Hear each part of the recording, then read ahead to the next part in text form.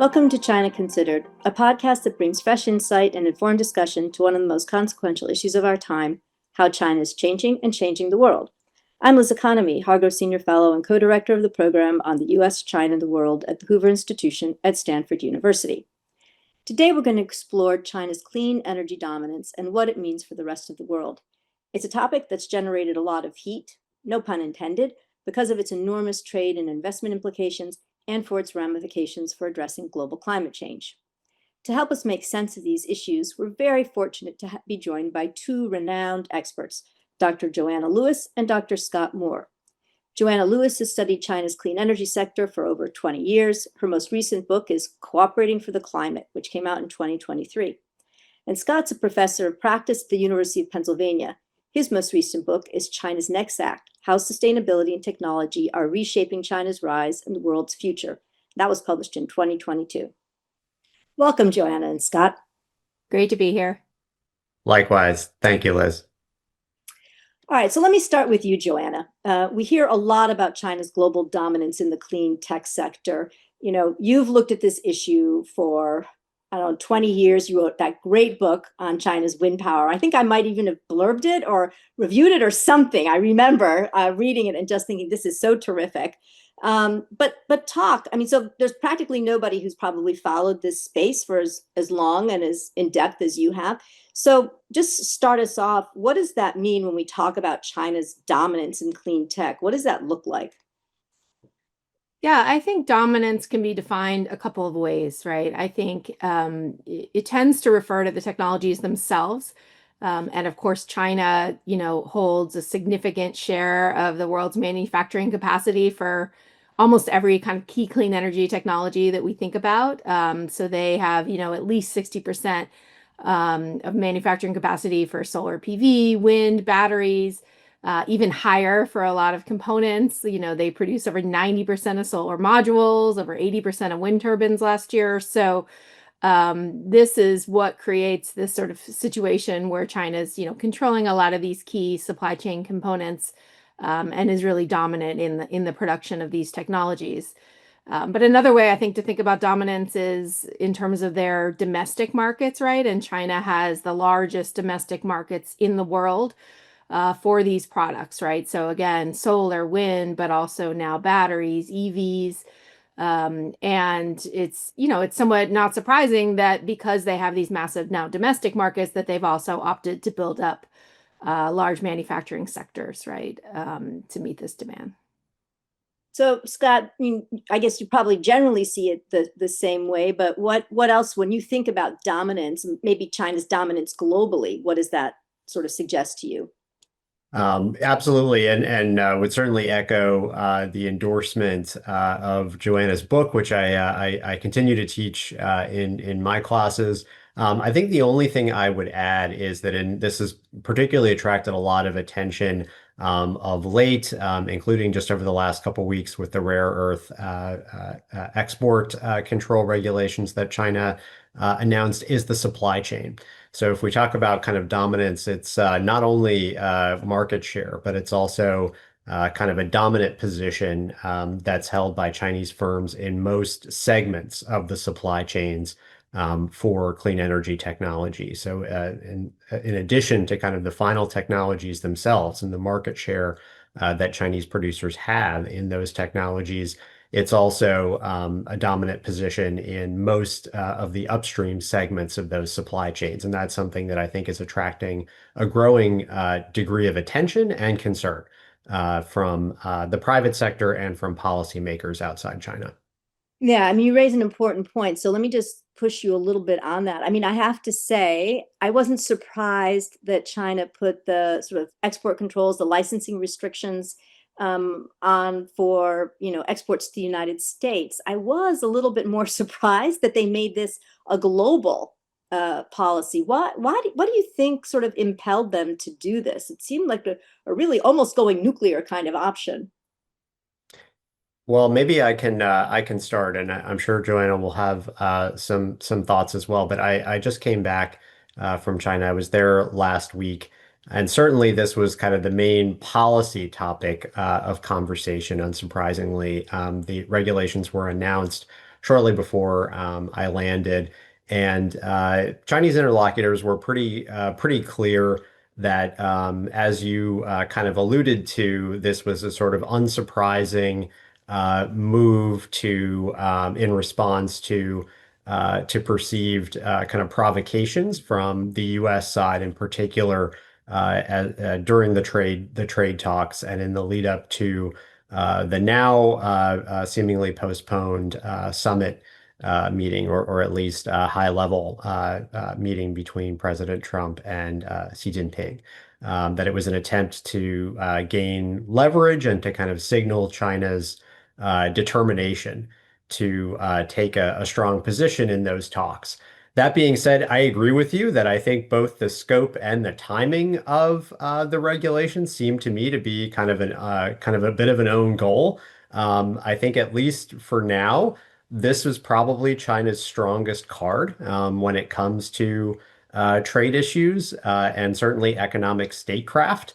And I think playing it now was not particularly productive, because, as we've seen, it provoked a very strong U.S. response and, frankly, a lot of concern and counteracting moves more globally. In fact, if anything, it seems to have, at least for now, kind of galvanized a bit of a coalition around the world to try to mobilize new sources of production and support to reduce China's dominant position in at least certain rare earth. So in that sense, I do think it seems to have not exactly had a beneficial effect, at least over the medium term. But no doubt it's a strong card to play, and I can see why the appeal to the Chinese side of playing it was strong.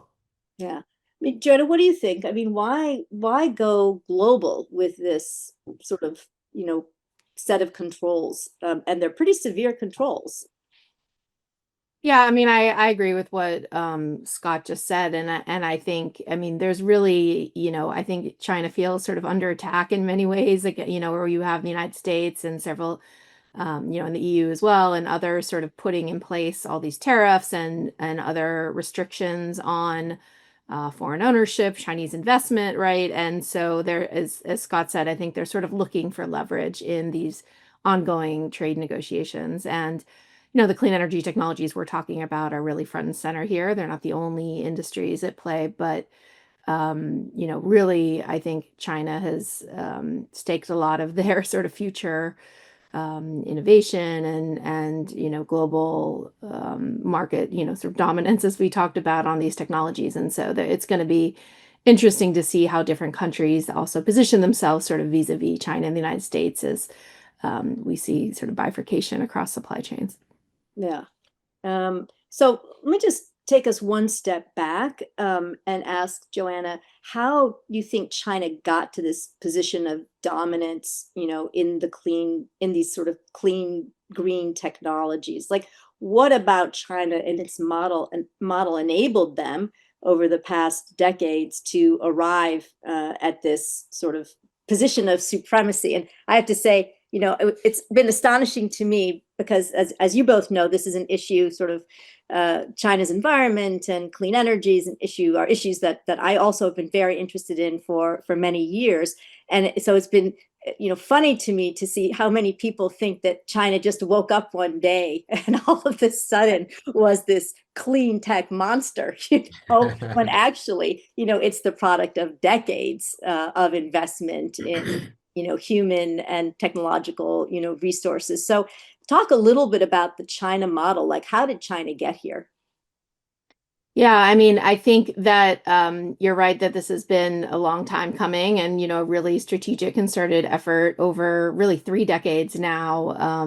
Beginning with the wind industry, like I talked about in my first book, where there was this effort and this realization, I think, among Chinese policymakers in some ways, sort of before other countries, that in order to support clean energy industries and to sort of garner political support for bringing in these technologies, which were sort of viewed at the time as sort of new, untrusted, more expensive in many cases at that point than the sort of traditional fossil energy technologies, that you needed to build you needed domestic subsidies, you needed, to create market share. And so you saw this sort of concerted effort to put policies in place across the board, both to build domestic markets for these technologies in China, through subsidies and other policy mechanisms, to build like large scale projects. But then notably to build the industries themselves, right? And the specific way that this was done does vary a bit industry to industry. The earlier years of their move into clean energy, for example, in the wind industry was really about encouraging foreign technology transfers, right? Because at that point, you had firms in the United States and Europe that really did have the technological edge in these technologies. And, the Chinese companies and the Chinese government sort of realized that this was going to be a question of catch up and leapfrogging, right? And sort of how that could be done. So they encourage foreign tech transfers. They use them to build up domestic technological capacity, though, right? And that's key. They didn't want to remain reliant in the long term on foreign technology. And that was sort of always part of their plan, right? And of course, they've done this across numerous industries. This really allowed their firms to become more innovative. And now, China produces globally state-of-the-art wind turbine technology as an example. I think when you look at technologies that came later, solar and then batteries, the model was somewhat different, right? There was no opportunity. If we look at, the lithium ion batteries, for example, no opportunity for tech transfer because they had actually already very quickly leapfrogged the West in these technologies. And so, they did though apply, what I would say is like a tried and true industrial policy playbook, which they, have done, of course, across clean energy industries, and they combined a variety of, again, of state support for these industries to develop, as well as protecting domestic markets. Yeah. But that's led to some problems for them as well, right? So both at home, and Scott, let me ask you about this, both at home in terms of this, idea of involution, right? With this just extraordinary level of domestic competition. And then in terms of its exports, some pushback as countries talk about the export of China's overcapacity in these areas. So Scott, maybe talk a little bit about sort of involution, right? And, government is taking this on apparently as a very serious issue. So what's the challenge that it's facing now, having sort of conquered the global, marketplace with its clean tech? What's the problem that China's facing?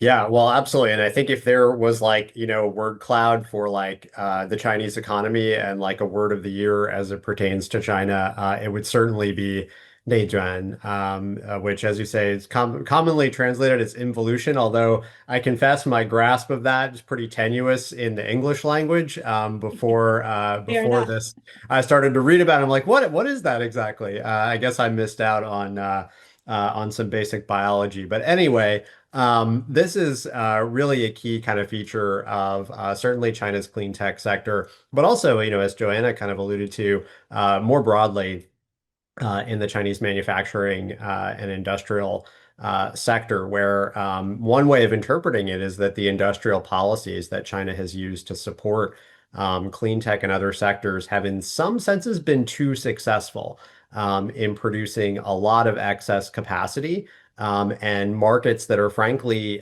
too competitive. And there are several reasons for that, but among them are that the way that policy and sort of the political economy is currently structured, China's domestic manufacturers can't scale quickly enough in the domestic market, and they can't basically consolidate fast enough. And so what you see are these vicious price wars that basically shrink margins to near zero, or in some cases negative, as we've seen recently in the EV sector. So it's a real kind of challenge. And I think if we just sort of scope out, unless the kind of political economy changes within China for some of these sectors, what that means is that in order to scale, in order to kind of consolidate Chinese producers of EVs, wind, solar, they have to export. They have to seek growth in other markets.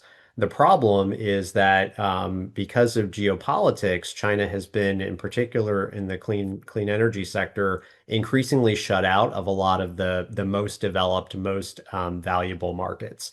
the US, and in the case of EVs, some of Europe as well.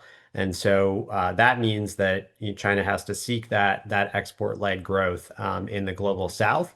And you really see that's where China's trade is booming. That's where China's exports are increasingly shifting to.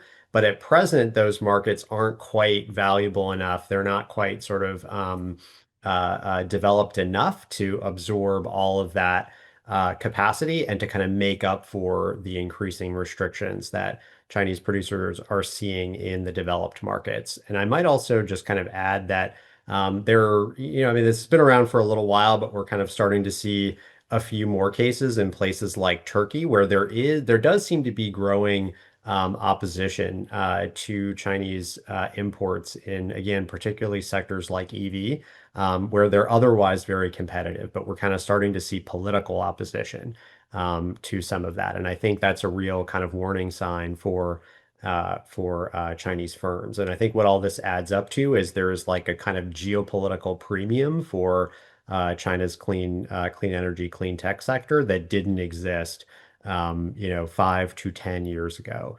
And that's increasingly, I think, a major challenge, separate from just the basic economic challenges of translating this massive industrial policy investment that Joanna was talking about into sustainable, commercial, globally competitive success in these sectors. Yeah, I think that's, really well said. And the last point about sort of rising concern and resistance within, let's call them middle income economies, some of the BRICS economies like Brazil and India, in addition to Turkey, Argentina, where they have their own desire, right, to develop their own nascent clean tech industries, and they don't, want to, face this onslaught. They simply can't be competitive with China at this point. I think that does send an important message to the Chinese in a way that Europe and the US, that we don't, because Agreed. these are countries that China, nominally likes to say that it's leading or it's their closest partners or whatever. It's used to framing a narrative that, the United States is just trying to contain us, hence it's taking, these actions. But it can't make that same kind of case with, these other countries. And so I wouldn't be surprised if that isn't at least partially responsible. Although I think what you talked about in terms of the domestic situation is really the driver for Xi Jinping's, thinking that they have to do something differently. And so, Joanna, I don't know if you've seen any of the moves that Xi Jinping has been, sort of talking about, that the Chinese leadership has been discussing to try to address this issue of involution, like simply telling local governments, don't all invest in these sectors. I mean, how effective do you think something like that or some of the other steps are likely to be? Well, I think there's sort of two sides to this, right? I mean, I think on the one hand, yes, you can't, these companies can't survive sort of with the level of competition, and you're going to see major consolidation. I mean, in some cases, that's just sort of the natural evolution of these industries, right? I mean, back in the early days of the wind industry, there were thousands of companies, and now there's a handful, right? And and then you saw that in solar. You're going to see that now with batteries and EVs as well. But as Scott said, I think, this is happening, of course, against a landscape where it's harder and harder for them to go abroad, especially in, more Western markets. I mean, I was talking to a Chinese solar company representative the other day based in the United States, who said that even with like all the geopolitics and all the pushback against Chinese investment, like they can still make money in these markets because the margins are just so tight, domestically, that anything they can do to get out of China and get into these markets is really to their advantage, at least for the time being, right? And we'll talk about kind of the changing policy landscape for foreign ownership. But, I do think, as you said, I mean, this is part of a broader shift we're seeing globally where, countries all over the world are employing this sort of green industrial policy, right, to build up their own industries, protect their own industries, right? So it's not just China. In some ways, it's countries sort of taking the Chinese playbook and sort of modifying it, right, to their own domestic contexts. But I think, this really does reflect, what I've called sort of the unique political economy of these clean energy industry, right? Where if you have this need for state support for these technologies, especially in the early stages, right? Whether it's subsidies or R&D support, for them to compete with the, more traditional fossil fuel industries. The states also want the jobs, right? They want the local economic benefit, everything that comes along with it. And so, for countries that are looking at their low carbon energy transition, they don't just want to be trading, being reliant on imported fossil fuels, from the Middle East or wherever, to being reliant on Chinese solar panels. And they want to be thinking strategically about what is in it for them, and building up local economy, local jobs. And so I do think that's going to be the really interesting thing to watch with China, sort of as they go abroad. What are the models they're using? Are they transferring technology, know-how, sort of local expertise to these countries, right? Because I think, as Scott mentioned, like there's just sort of less appetite for Chinese investment that isn't sort of bringing these local benefits. Yeah. I mean, I'm just curious, have you seen evidence that China is transferring technology, or have you seen countries that you think are not necessarily the next China, but are in fact adopting the China model? I mean, one could argue, frankly, and Scott also served for a bit in the Biden administration, that the Biden administration was adopting, with the Inflation Reduction Act, some elements of the China playbook. But do you see like the next China, in any space, a country that is really committed to developing its own, clean tech, clean energy industry? I mean, you see it across the board in a lot of the emerging and developing countries. I mean, there was a study that just came out that showed a huge jump in overseas clean energy manufacturing investments by China. So again, this is sort of different from just like sales offices, right? But actually like setting up facilities. And then what's interesting is like, what's the ownership of those facilities? Are they essentially sort of Chinese shadow companies in Malaysia, or is there sort of real local capacity? And I think you do see a shift in how that is starting to be structured. But I take your point. I do think that when you look at this sort of shift towards, green industrial policy, the Inflation Reduction Act was a perfect example of this, right? And but of course that was why it was so successful and was able to be passed on a bipartisan basis, back in 2022. It included clean energy subsidies that were directly tied to U.S. manufacturing, and essentially forcing the localization of these technologies.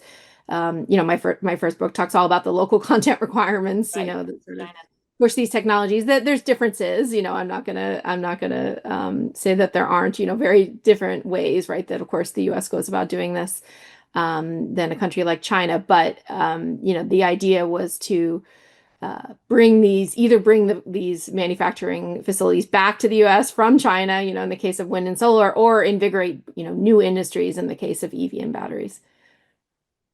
So I want to talk about the state of clean tech in the United States today and our ability to compete in the future. But before I do that, Scott, I want to tap into your expertise on China's sort of water situation, because of course water is so important to the development, exploitation of so many different kinds of energy. It just is essential. How is the water landscape in China shaping sort of China's energy development these days? Yeah, well, thank you, Liz, for the kind of invitation to say a little bit about that. And the way I would just sort of like frame water in China, especially in the context of this discussion, is that when you think about kind of climate policy and responses to the world's climate crisis, generally people sort of divide it in two big categories. One is mitigation, trying to tackle the actual root cause of climate change, namely by reducing greenhouse gas emissions.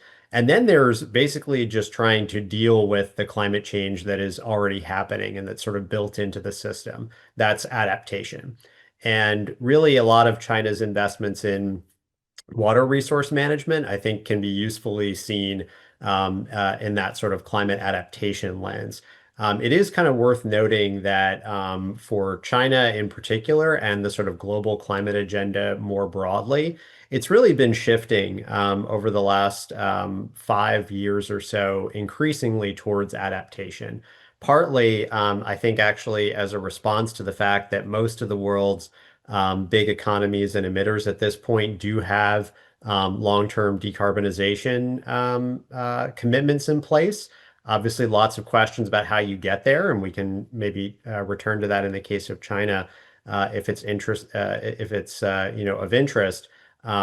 But regardless, there are kind of long-term commitments in place for most of these economies. So there's kind of that, but also, of course, in the meantime, we're seeing bigger and bigger climate impacts, and that's also true of China.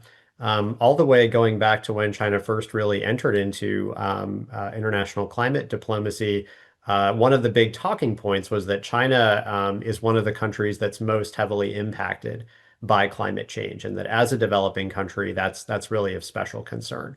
Water has been a big focus of China's both concern and response to that actual impact of climate change. And there are lots of kind of interesting historical reasons for that.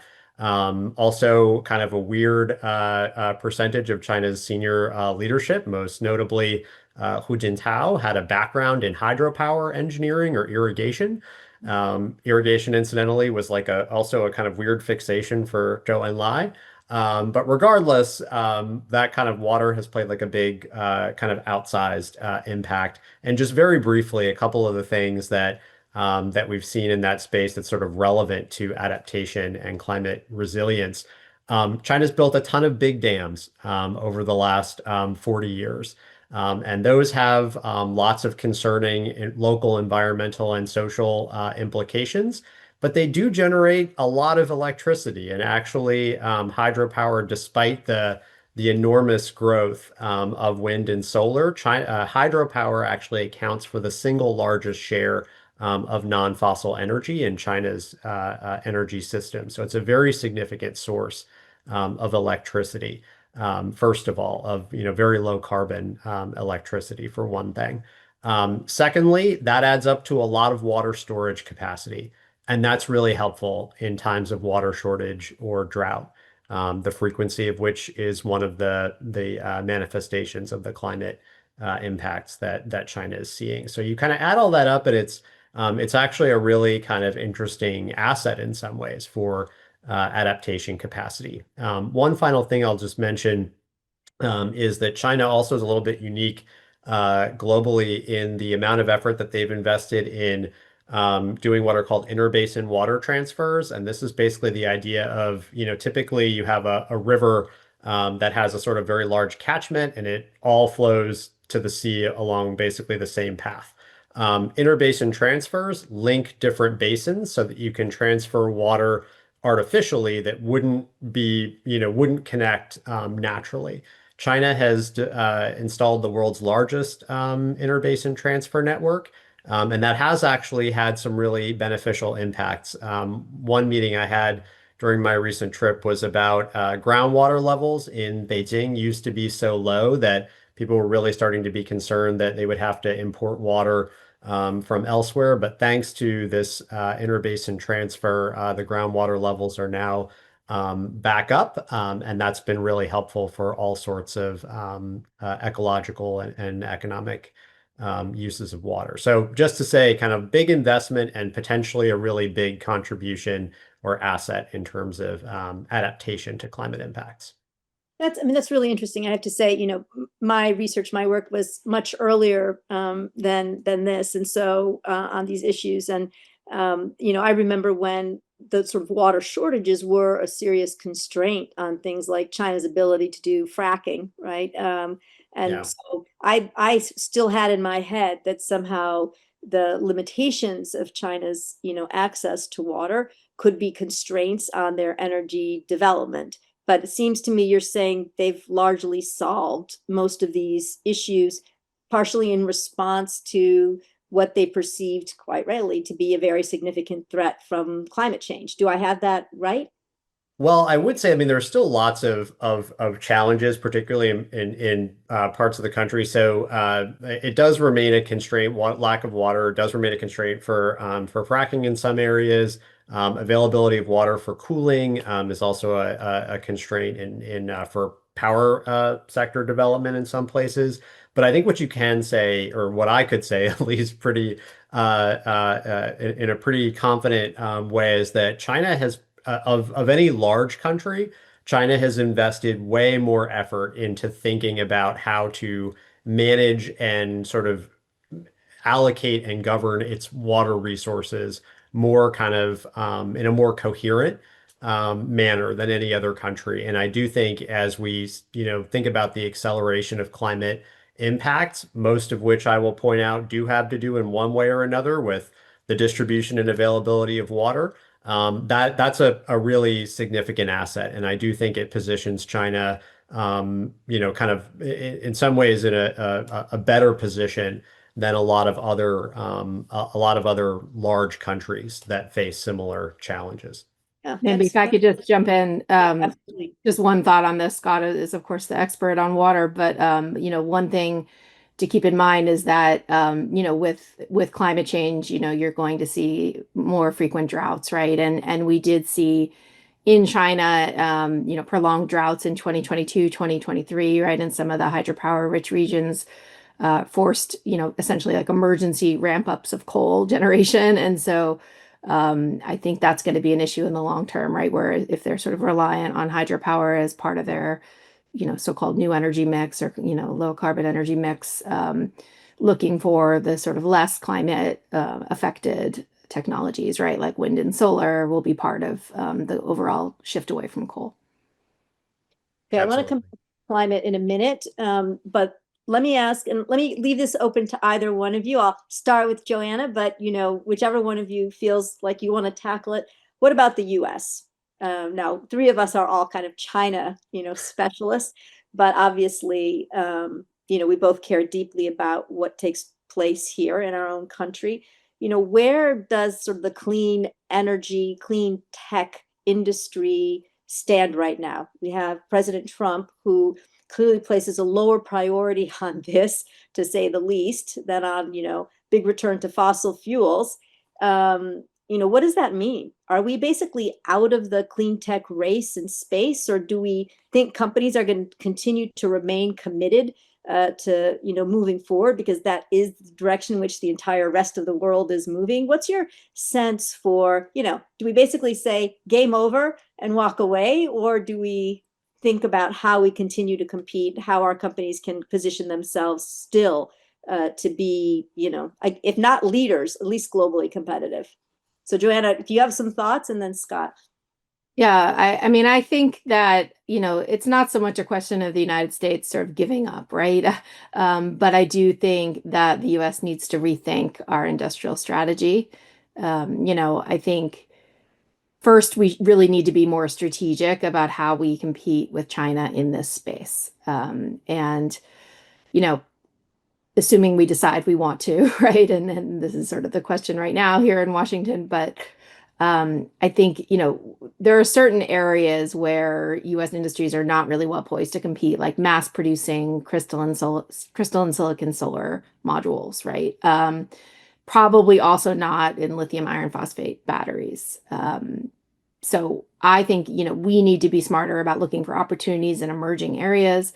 There's a lot of conversations happening about that right now in Washington, including within the Trump administration, about where do we, potentially still have a technological edge, or at least the sort of ability, where should we be directing R&D and other investments? I think second, the United States. To clarify, Joanna, sorry, just to clarify. So I know that the administration is committed to being sort of like in AI, in other sectors, being competitive. The whole, we're going to promote our tech stack globally. Definitely heard that message. But are you saying you think there are still discussions within the Trump administration about where to be competitive in the clean energy space? I do, because particularly when you're talking about battery technology, there are many uses for this beyond just, decarbonization, climate change, right? Having battery storage technologies are going to be really important in a variety of defense applications, and also just for grid stability and a variety of other areas. So I think there's this belief that it's a strategic area where the U.S. wants to be making batteries. And, you do see sort of the continued investment in these facilities, even as tax credits are shifting, in the more recent bill.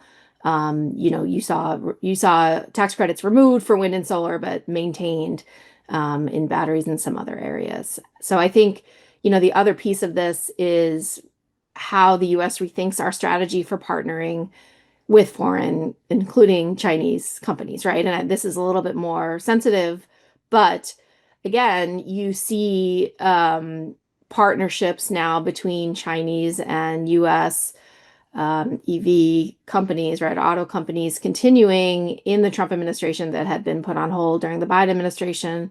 Of course, the notable one being the Ford Cattle partnership, where Cattle is licensing battery technology to Ford, for use in domestically produced EVs here. I believe that there are ways that we can structure these technology partnerships that, directly benefit US companies. And in fact, I think are actually crucial and critical to the survival of our US auto industry. I don't think we can remain globally competitive if we don't leapfrog in EV technology. I think, again, regardless of what you or the Trump administration or anyone, sort of the US public thinks about climate change, many people in the auto industry believe that EVs are just superior technologies. They're nicer to drive, that this is just the future of auto technology.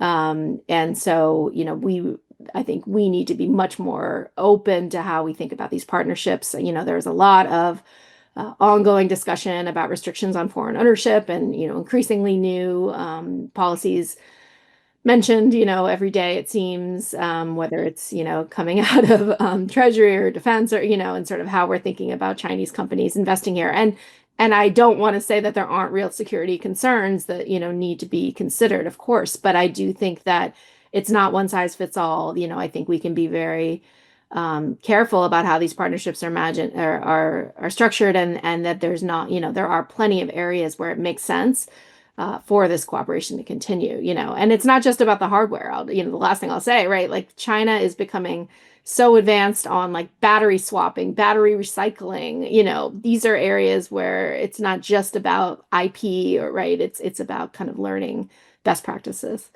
Yeah. I mean, I have to say, I think, early on, I used to sometimes joke, well, not really joke, but just say when I was in the administration, well, we should do with China what China did with us, right? Back in the early 1990s and I think you put it, Joanna, as encourage technology transfer. I think some companies might state it slightly differently, which is to say, if you don't, you may not have market access, right? But I think Xi Jinping got way ahead of us on that one, and there's not going to be any technology transfer from cattle to anybody, near as I can tell. In fact, I think I recall seeing Xi say something about cattle not being too ambitious about going global with its technology, maybe a year ago or so. But Scott, let me ask you to weigh in on this particular issue. Yeah, well, thanks. I mean, yes, certainly like something that you can't help but, compare and contrast China's approach with that of the US. And I think the two big things that leap out at you when you sort of think about that comparison in a big picture sense, first of all, like it's this, the change of the administration has produced a very dramatic change in US energy policy, but that's also part of like a 30-year story in the U.S. of seesawing dramatically in that policy, depending on which party holds the presidency. And that is, crazy from all sorts of perspectives, not least of which is that the typical investment horizon you're looking at for the power sector is at least 30 or 40 years. So having policy change every 4 to 8 is really it creates a very chaotic situation. And I think in contrast to that, as we talked about, and as Joanna is really an expert in, China's kind of policy stance with respect to particularly wind and solar has been, very clear and very consistent for at least 20 years. And that contrast, I think explains some of why we've gotten to this current point in time. That being said, I mean, I do think it's also important to keep in mind that, like, just given the relative levels of development that we're talking about, the U.S. Energy system was really built out, in a period of complete fossil fuel dominance. China's was built out in a period of much greater transition. And so, and Joanna also talked about leapfrogging. That's another, if I could put like another phrase alongside, involution, it would probably be that leapfrogging, because that's always been a really important part of China's kind of economic planning and strategy is this concept of we need to catch up, but in the process of catching up with the developed world, we can also leapfrog ahead. And that was really the underlying rationale for that investment and that that consistent commitment to development of clean energy sectors. So in that sense, like I think you can make some reasonable arguments that like what has worked, for China may not necessarily work for the US. And that in fact, we may be better off thinking about the next leapfrog over wind and solar. And in that respect, I do think in addition to nuclear, which has gotten a lot of attention, and I think rightly so, as kind of an area that where we do still see a lot of US policy support. Enhanced geothermal is interesting. This is basically you use kind of fracking style techniques to drill much deeper, therefore produce much more heat and much more energy from geothermal processes than has been possible in the past. Not price competitive now, probably won't be for some time, but it could be a really interesting solution for pretty big parts of the US. And again, that's an area in which, the US tech, firms do have a lot of the key IP. It's a set of technologies for fracking that we know very well that's already deployed. And in that sense, like I think you can make a reasonable argument that maybe it does make more sense to invest, in that in terms of public policy support than in, solar, which, as Joanna said, it's hard to imagine competing with Chinese firms on cost ever in polysilicon. I guess the last maybe point, though, trying to come full circle, is that I think probably for any of us here, it doesn't seem like a great idea to just like give up on wind and solar and EVs though, because those are Right. such foundational parts of, the energy transition and what will happen, irrespective of what, US executive decision making happens. So to kind of, do things that are actively hostile to the growth of those sectors in the US seems really self-defeating. Yeah. Yeah, I think that's a very fair statement. So it will be interesting, and I appreciate your optimism, Joanna, about the sort of openness of the administration, at least on the battery technologies and geothermal. I have to say, I'm on the board of my college, Scott, which is close to Penn, Swarthmore, and we're Yeah. doing geothermal. I've And we seen have it. Yeah. a buy-in for a solar, plant too, just an offset thing that we're doing. So, it's very exciting. I mean, it digs up a lot of ground, it makes a lot of mess, but in the end, it just takes a little bit of strategic vision and a little bit of a sense of longer term planning. And I think you really do come out pretty far ahead, over the long run. So, but you have to have that mindset, right? To think more than, a year or two out. And I think that is what China, as you suggest, is what China has in spades. And we, with our electoral system, it's more difficult to maintain. All right, let's go to climate change. And sort of, Scott, you led us off by talking about the water issues and climate in China. But let's just take it from the position of China as both what we've already discussed, this, incredible manufacturing machine in the clean energy space, and also, in terms of its own deployment of clean energy domestically, really doing, something pretty phenomenal, but still the largest consumer of coal and largest contributor to global climate change. I'm not going to say how do you reconcile those two things. It's easy to see how they reconcile them. They just do both. But what do you think this means? Like, what do you see as the trajectory? China has put out some new, target, for, carbon emissions. It wants to be seen as a leader in global climate change. Does it merit that title? of leader on climate change. How do you think about China in that space today? Joanna, why don't we start with you? Sure. Well, I think that this is a complex area, and I appreciate sort of the nuance, right, to bring to this question of, is China a climate leader, right? I think it's really easy to sort of say, well, we know China's the largest emitter in the world. We know it's still reliant on coal, but we also know, China builds a lot of coal plants it doesn't need. Many of them are running at very low utilization rates, and more important is the overall demand trend, which does appear to be slowing down. There may even be an absolute decline in coal use this year. Most importantly, I think we're seeing a steady decline in the share of coal in electricity generation as renewables are now able to meet all new electricity demand. And that's new, that's a new trend in China. And so that's only going to, continue with the big targets that have been put forward on renewables. I think we're also seeing somewhat of a shift in narrative among China's leadership. You mentioned sort of recent language from Xi Jinping. I think over the last few years, there was a lot of concern in the climate community that there was this sort of return to coal happening on energy security grounds, right? In part in response to some blackouts. But recently, Xi Jinping stated that, energy security depends on developing new energy.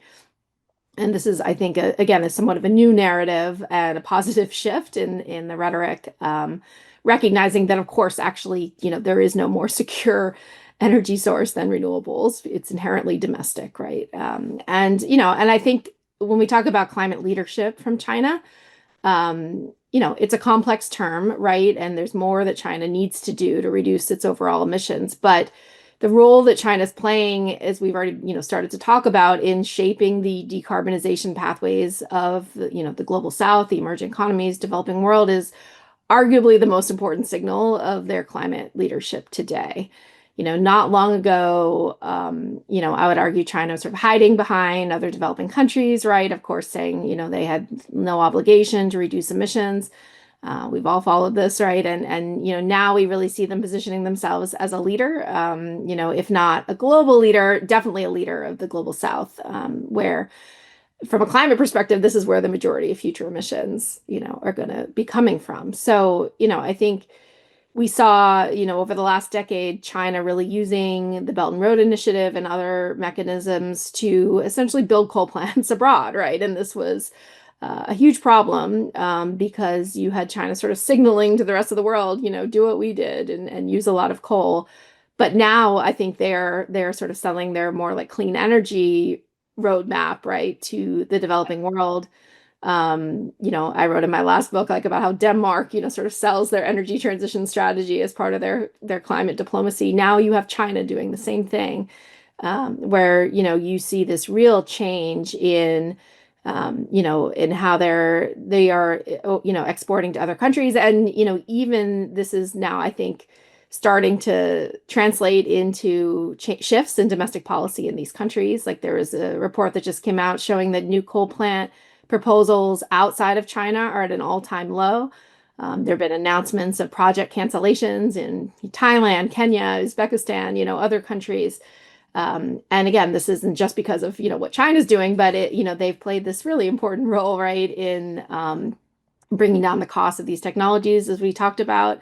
There is a calculation, which I've been sort of arguing for years, that China's clean energy technology exports last year alone reduce global emissions by 1%, right? So we have to look at both sides of what they're doing here, right? And so it's going to be really important, the role that China ends up playing in helping other emerging and developing countries, right, with their low carbon transition. I worry that the geopolitical tensions that we've been discussing, particularly between the US and China and others, will have, really detrimental effects on that sort of longer term trajectory, right? And particularly the impacts on developing countries being able to afford clean energy technologies, right?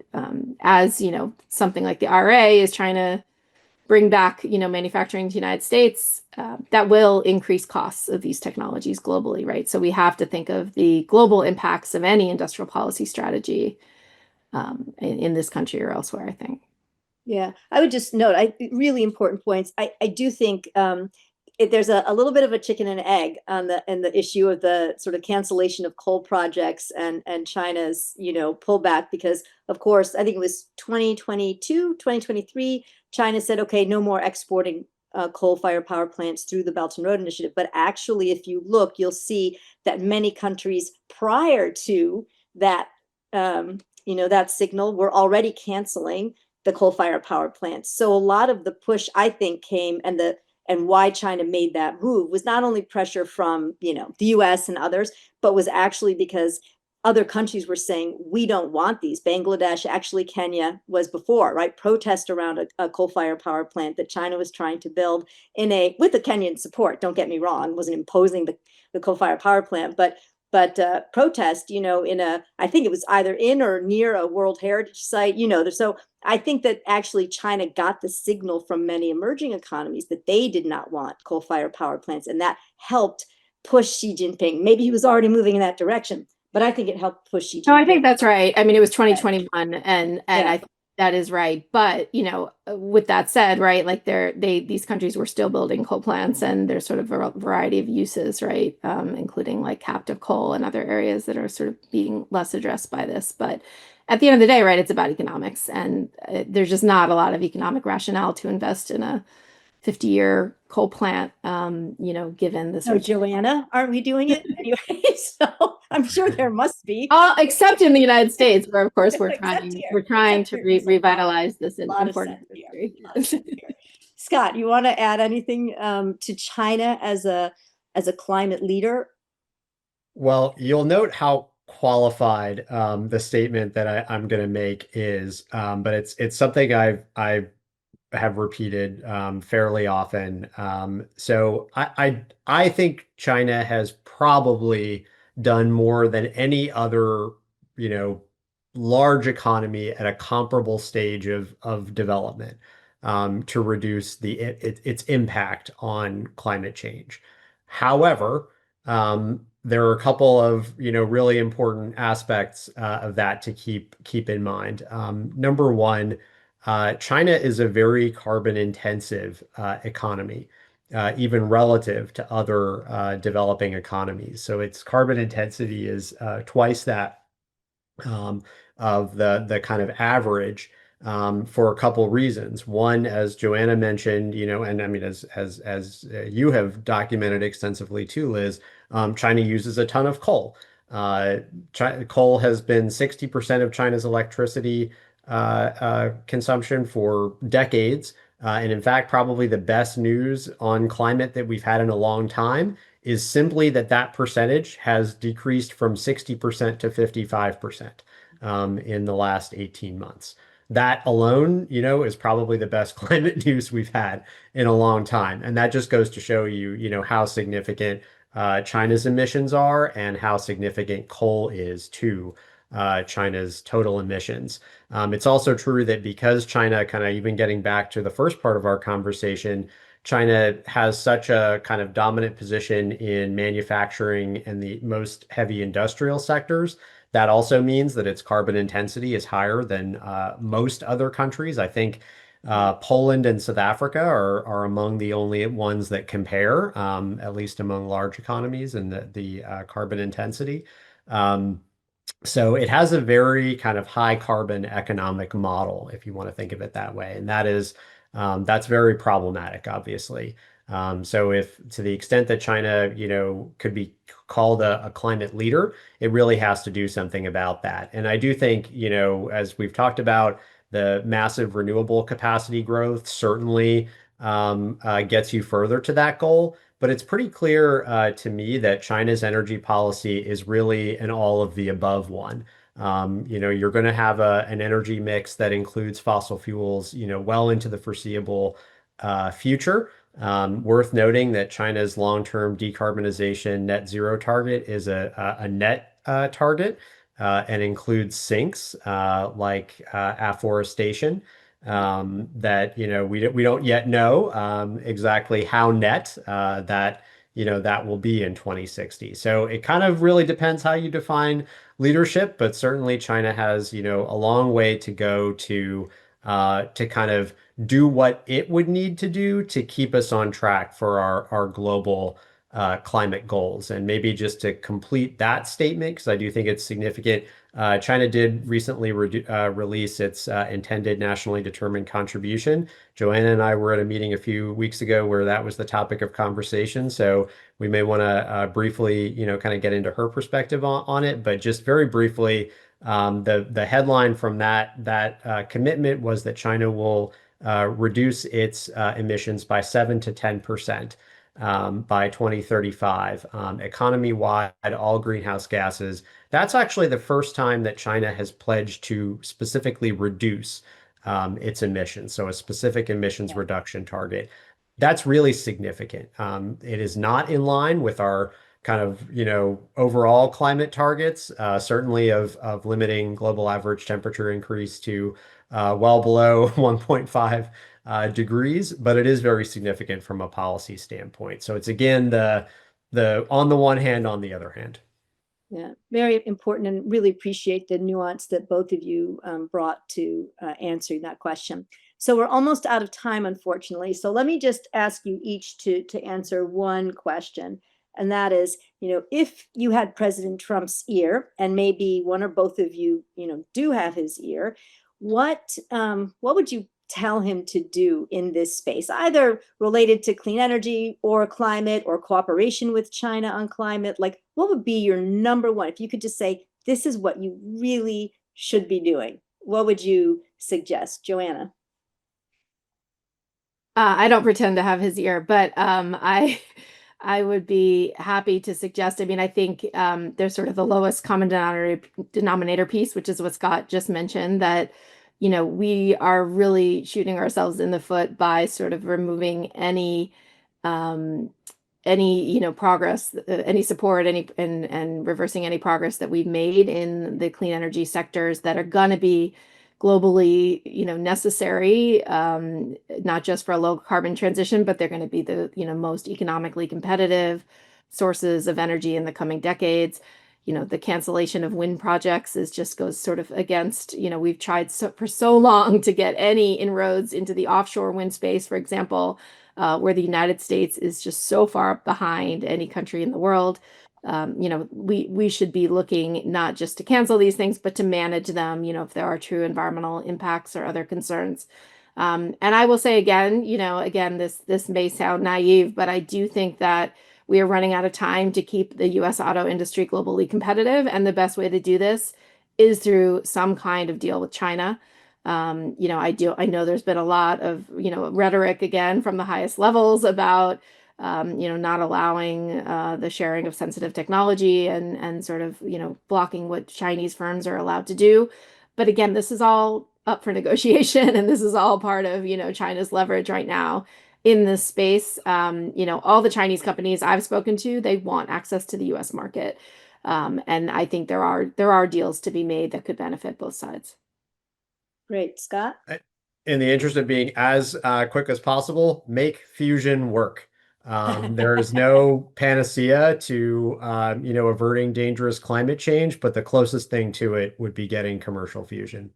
And there are several U.S. companies, small U.S. startup companies with some pretty impressive people at the top of them who are working on this. So, all right, I think both excellent and positive recommendations to end our discussion. I really want to thank both of you for sharing your, deep expertise and really thoughtful analysis. I've really enjoyed hearing both of your comments and your thinking. Likewise. Thanks, Liz. Yeah, thanks for the great conversation. So if you enjoyed this podcast and want to hear more reasoned discourse and debate on China, I encourage you to subscribe to China Considered via the Hoover Institution YouTube channel or podcast platform of your choice.